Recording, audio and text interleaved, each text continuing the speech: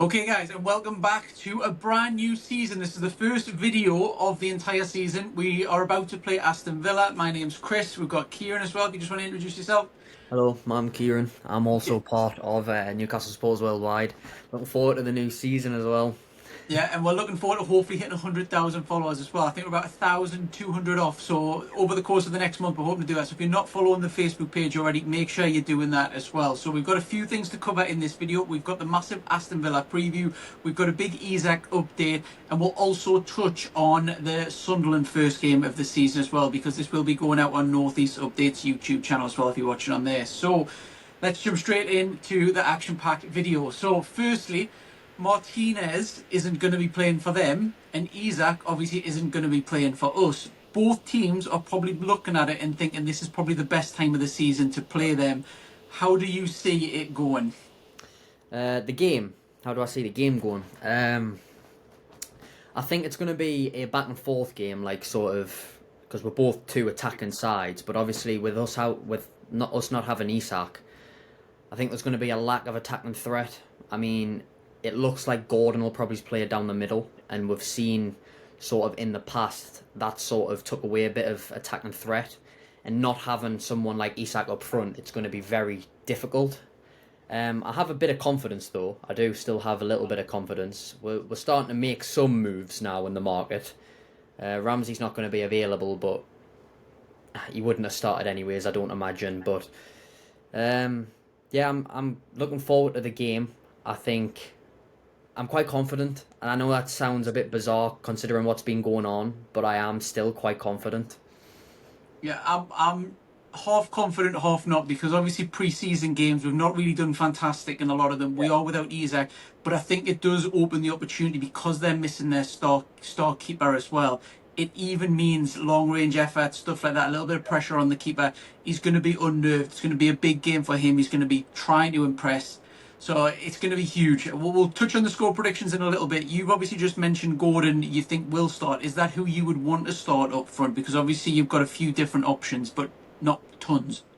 Well, looking at it from pre-season, I don't trust Asula starting up front. I mean, I know he did most of pre-season, but not for me. But I think Gordon's kind of the only option. I don't really. I mean, could you play Alanga through the middle? I'm not really sure, but Gordon's played there before. That's the difference. Like, he's considering the options we've got. He's probably the only option we've got other than Asula, and I don't think he's good enough to start the season. I think I'd be more comfortable with Gordon up front, to be honest.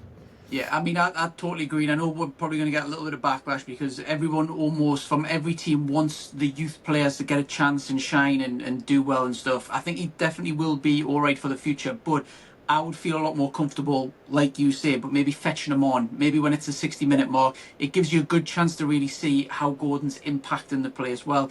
It's it's maybe hard for Newcastle fans because every time we've seen Gordon up front, he hasn't really done anything spectacular. But he did play for the under 21s as a striker, and he was fantastic for England. So he obviously had a lot of promising young players. The England under 21 team is almost like Man City was a couple of years ago, that we progressed really well.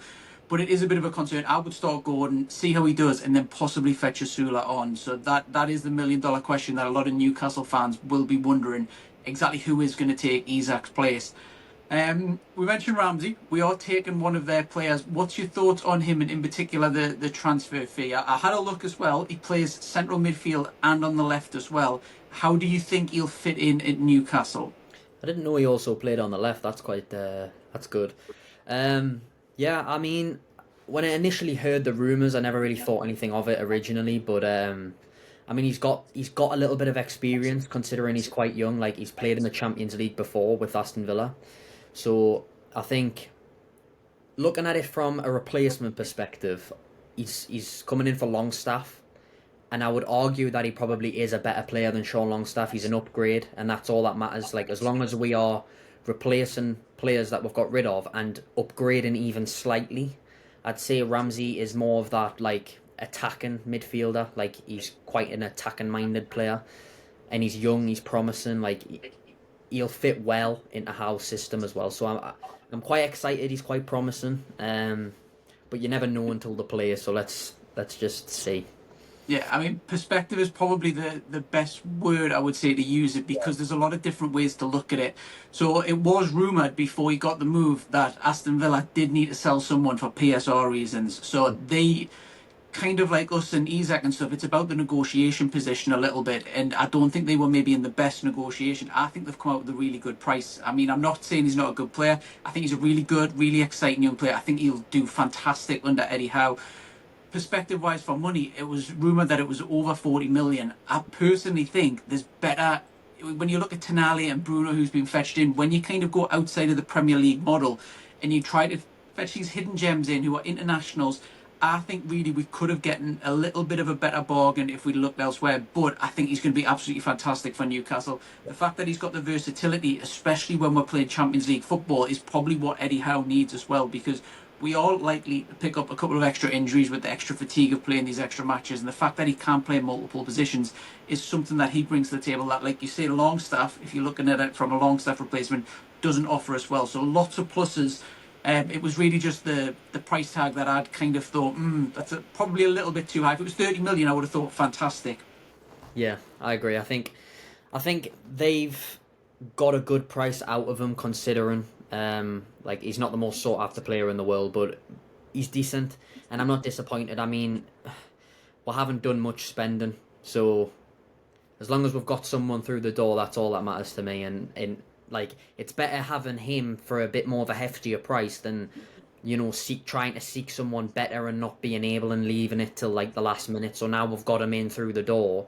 He's young, he's promising, and how can we've seen every player that's come in the door has improved under Eddie Howe. So he's already a decent player now. I think in a couple of years' time we could be looking at him and thinking like, wow, what a signing that Jacob Ramsey was. Like you never know. Yeah, him and Miley, definitely the future for Newcastle. One of the other ones that's due to come in through the door is Wissa. So they finally get a replacement for him. It looks like it's only a matter of time before the deal was going to get done anyway, but it's reported that it is going to get done over the weekend. Again, it's going to be roughly, we don't know the figures, but probably around 40 million. That was what they were looking for him. So that means it's 80 million pounds spend on them two. What's your thoughts on him coming in? He should be in time for Liverpool, which is desperately what we need. We need some sort of Premier League proven striker. I know obviously we touched on Gordon, he's more of a midfielder. This is going to be a natural striker who's proven in the Prem. Yeah, I think this is a good signing. I mean, I'm not too sure on the price tag again, but look, it's a player and they're through the door and it's a striker and we need one. I don't care about the price at the minute anymore because like the window's shutting soon. We're getting things done. That's all that matters. Not lowballing anymore, just putting in the offers and getting the deals done. That's all that matters. And I think if we didn't have a striker ready for against Liverpool, I think I'd be very worried. That would be in quite an uncomfortable position in that game because there's no way Isak's going to start and I don't know when Isak's going to come back in the squad if he stays. So we need a striker there, even if it's just temporarily, to step in his place because we can't play Gordon up front and depend on him all the time. It's not, yes, he's played there before and Howe might trust him there, but it's not his natural position. We know how good he is on the wing and having Wissa there to allow Gordon to still play there and Alanga, I think I'll be a lot more confident. And to be honest, Wissa had a good season last season, so who knows what he could be like under. I mean, look at how good he was with Mbermo. Imagine how good he could be with Alanga linking up. You never know. I mean, I'm happy with that signing, and I think it will get done either today or even tomorrow. Like, it could happen at any point now. We're just waiting for them to finish that other deal. Yeah, I mean, I'm impressed with it. Like you say, the fee is probably a little bit too much, but the window is ticking down. We've missed out on a lot of targets. We can't really leave it much later. He's kind of, if you remember, it was Ivan Toney that left, and everyone thought, oh my God, he's gone. They're going to really struggle and stuff like that. Wissa stepped up. He's been fantastic. The only kind of concern that you've got really is the fact that he's 29. If he was 25 or something, we'd all be thinking this is an absolute stunning sign and it's fantastic. But we all know we're only probably going to get 2, 3, maybe 4 years at a push out of him. So that's the only real concern. We mentioned Liverpool. Ben Doak, promising youngster for them. He's done well in the Championship on loan. He's just secured a £25 million move. Now, we all know with PSR, if you sell one of your own and it's a young player, it means that it's more than what the transfer value is. Does this mean that Liverpool will now be coming in for the second bid? Do you think this is maybe what Liverpool have been waiting for, or do you think they are just dragging their heels because it is Newcastle versus Liverpool next week? I think it's imminent now. I think at any point there's going to be another bid. I can't believe that there wouldn't be. Like, they've sold Nunes, they got so much money for him. They sold Diaz, they got so much money for him. This has all happened since their first bid. So how much is that now? I mean, they got 70 million or something for Nunes. They got about 70 for Diaz. They've now just got 25 for Ben Doak. They could be selling Harvey Elliott. I mean, like, all these players at 25 million for Ben Doak is still quite a hefty fee as well, by the way. Yeah. Like, that's a big amount of money considering. Um, It just shows you the inflation in the market. We're talking about two of the players we've ever played for. It just maybe shows the inflation's through the roof at the minute. yeah, it's crazy, absolutely crazy, and like even 70 million for Nunes, I was shocked. Like, I know they've nearly sold him for the same amount they bought him, and he's dropped in skill level if you think about it. Really, the fact that they still managed to get 70 million. I mean, I know it was to Saudi, so makes a bit more sense, but like that's a lot of money, and I'm very surprised they haven't already come in for another bid for Isak because he's still unsettled and he's still not playing, and they've now got even more money to up their bid. It's just whether they think he's worth the 150 million or maybe a bit less, because it's reported that we'll accept a bit less, but I think they're going to come in for another bid, and I'm still not confident on Isak staying at all. No, do you know what? I'm waking up one day and I'm more confident than I'm waking up the next day and you read something and it just shatters my confidence. Yeah. So I'm literally 50-50. But if I put my little tinfoil conspiracy hat on, sort of thing, it could be. I mean, we've obviously got a lot of Liverpool fans raiding the Newcastle supporters worldwide and commenting on loads of different stuff because of the whole Isak situation. We're getting them from all over the shop every single day. They're spamming and everything. Um, in my opinion, Newcastle's rivals with Liverpool, and a lot of the Liverpool fans that have jumped on, oh no, you're not rivals and stuff. Maybe we're not rivals necessarily, but we're in that kind of figure, the same way that we're probably rivals to Man City, the same way we're rivals to Aston Villa and stuff like that. Once you're in the kind of top six in the Premier League, you've obviously got, it's almost kind of like the bottom four in the Premier League, then there's a mini league, then there's a what. The top six are kind of, in my opinion, all compete with each other, and you don't want to strengthen each other. With Liverpool, they've lowballed because they know exactly what Isak's worth. It's well documented. It was 150 that Newcastle were looking for. They've lowballed. They've unsettled him. They've turned his head. It means we're going into the Liverpool game without a star striker. So for them, they'll be thinking, this is fantastic. We've literally put a bid in that we knew was never going to get accepted. And now we're in a massively stronger position going into a game which could normally be a 6 point. It could definitely be seen that Newcastle could take 3 points off. It wouldn't be a massive surprise to anyone. And it could maybe be that maybe they just don't go back in for him and they just think he may not play, he might not be the best for the rest of the season. We've just weakened, without spending a penny, we've just weakened one of our competitors. This could be fantastic. From a Liverpool perspective, it could be a little masterstroke almost. If they could do that with the other teams, do that with Man City, do that with Arsenal, they'd be laughing.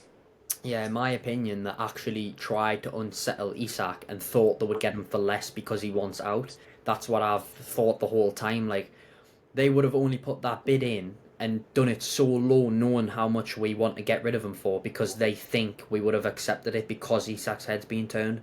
But the club's stance has been the same all summer, even after his head's been turned. We won't sell for that much. It just won't happen.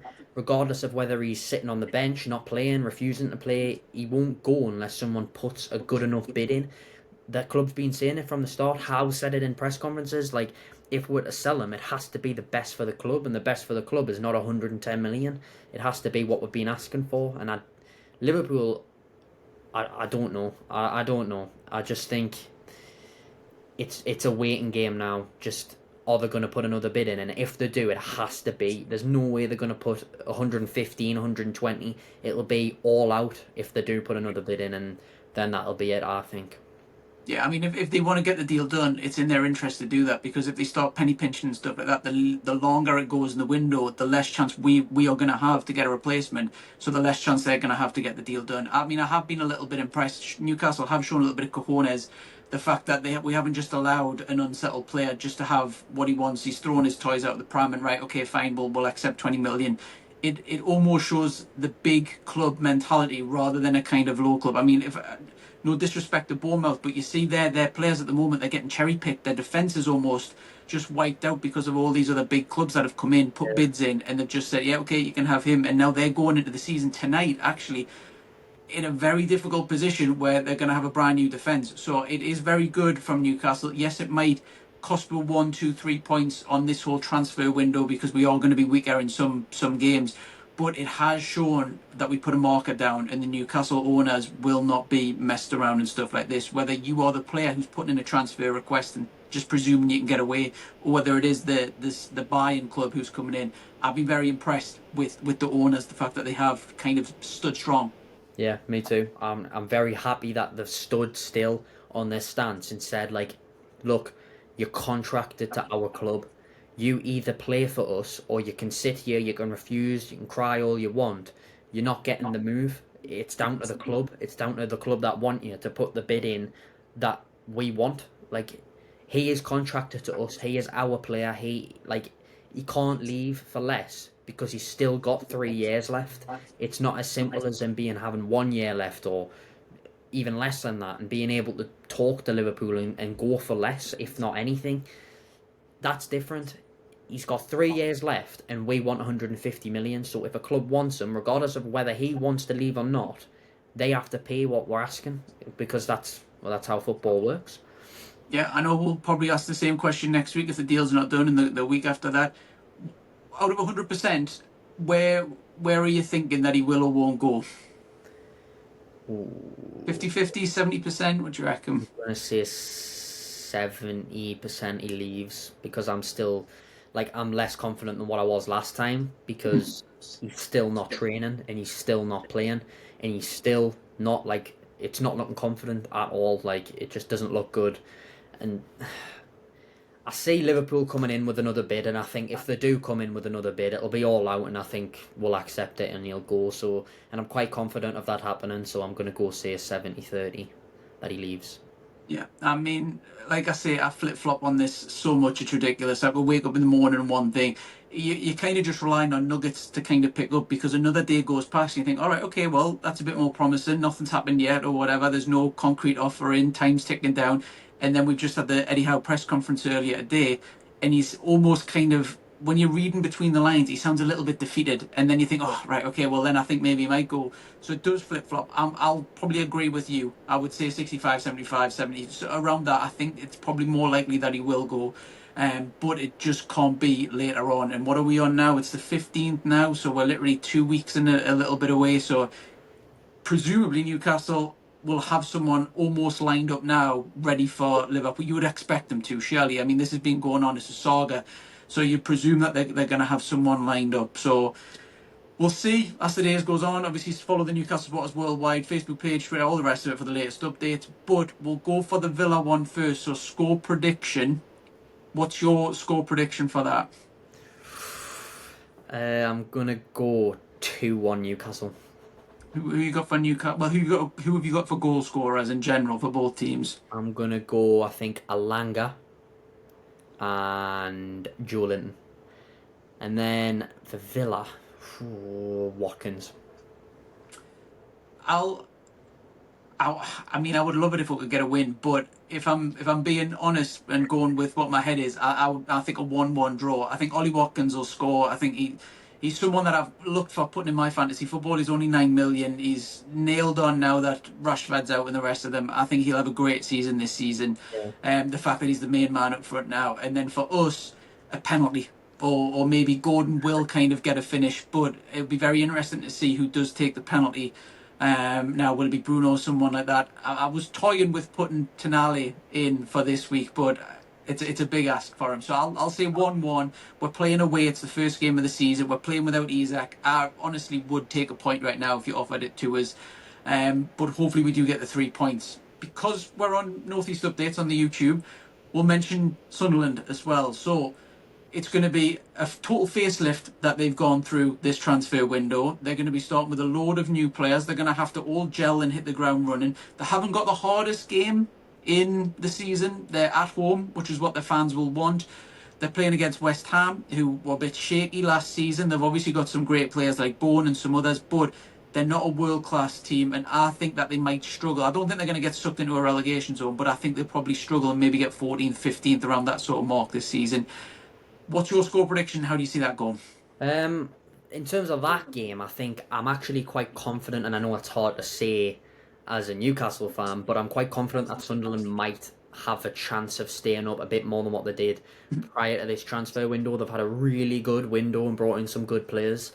And I think first game of the season, the fans will be up for it. I mean, I don't see them winning it, but I think a draw. I think maybe like a 2-2 or something, like an entertaining draw. That's what I see happening. I've went 1-1, so I've went for a score draw as well. I think obviously it's going to be rocking there. The first game in the Premier League, it's going to be sold out. Everyone's going to be jumping around the whole time. Fantastic atmosphere. I think it's just too big of an ask to ask that amount of players who have never played 90 minutes together to open up and play against a team who are pretty much proven together. They've all been playing together a long time. Plus, like I say, they've got the quality of bone. I think Sunderland might nick it early. They'll try to get like nick a goal rather, and then I mean, could you just see it if Callum Wilson comes on and scores? It will be absolutely. It's one of them things that almost seems written in the stars. If he comes on, I would probably put a bet on that he will get a goal because it's just football.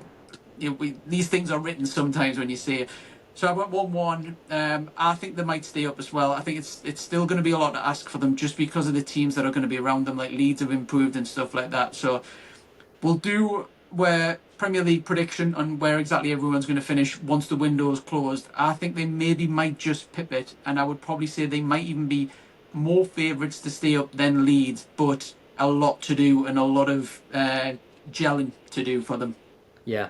I'm on the par where it's like I see them being very close to staying up, but I think they'll finish like 18th by like 1 or 2 points. So that's how close I think it'll be.